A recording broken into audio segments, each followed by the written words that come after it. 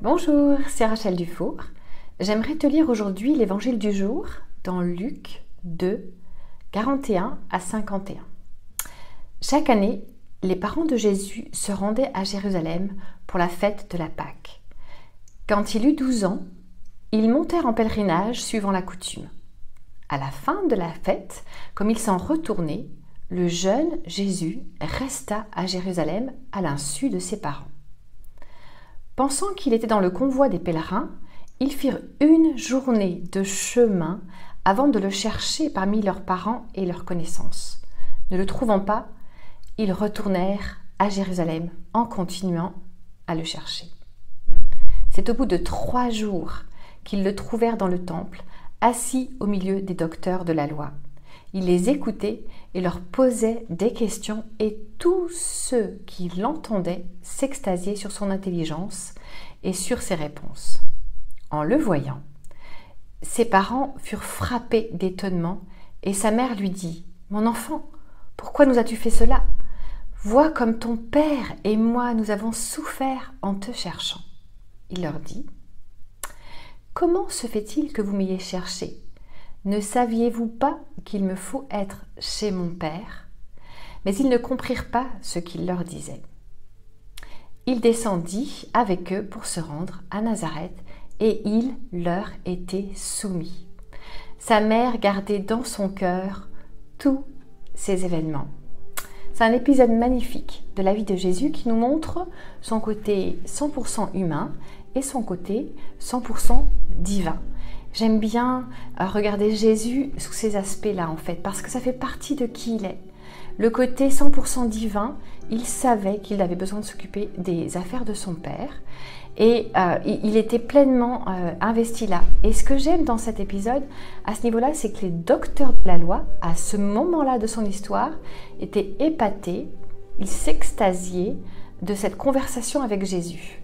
Plus tard, on sait que dans l'histoire de Jésus, dans son ministère en tant qu'adulte, l'extase ne sera pas du même côté et en fait, il y aura une forme de rejet de ces docteurs de la loi et Jésus ne sera pas prophète dans son pays.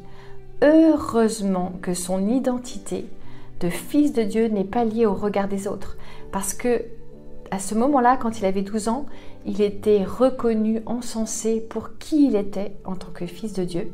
Et puis très vite, ça va se tourner au vinaigre, c'est le cas de le dire, et il va y avoir une haine de qui il est, de qui il était en tant que fils de Dieu. Donc la première leçon ici que l'on peut retenir de ce passage est qu'en fait, c'est tellement important de ne pas faire dépendre du regard des autres notre identité. Jésus savait qui il était en tant que fils de Dieu et les louanges à ce moment-là et le retour positif de ces hommes de la loi qui vont se transformer en quelque chose de très négatif ne va pas influencer qui il est en tant que fils de Dieu. Et puis on voit ici Jésus en tant qu'ado aussi. C'est extraordinaire, on voit la relation, les tensions, les frustrations entre Jésus ado et ses parents. On entend la frustration des deux côtés.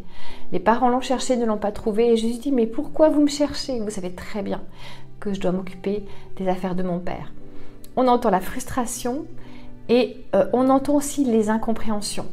Ils ne sont pas sur la même longueur d'onde. Jésus a vécu sa vie d'humain en tant qu'humain pleinement et il a traversé cette période ou à l'adolescence où parfois c'est compliqué, à la communication entre les parents et les ados. Alors aujourd'hui, j'aimerais avoir une pensée toute particulière aux parents d'ados ou aux ados. Si toi tu es papa ou maman d'ado, mais je prie pour toi, pour que Dieu vienne mettre sa paix entre vous deux et que tu puisses comprendre et faire confiance à Dieu pour ton ado. Et si tu es un ado et qui veut lire aujourd'hui l'évangile du jour, regarde comment Jésus s'est comporté en tant qu'ado. Oui, il avait des frustrations, oui, il n'a pas compris ce qui s'est passé avec ses parents, mais à un moment donné, il a choisi d'être soumis et d'honorer ses parents de cette façon-là. Donc encore une fois, je prie pour toi, que tu sois le papa ou la maman d'un ado ou un ado toi-même. Et puis d'un seul coup, un jour, tout fait du sens.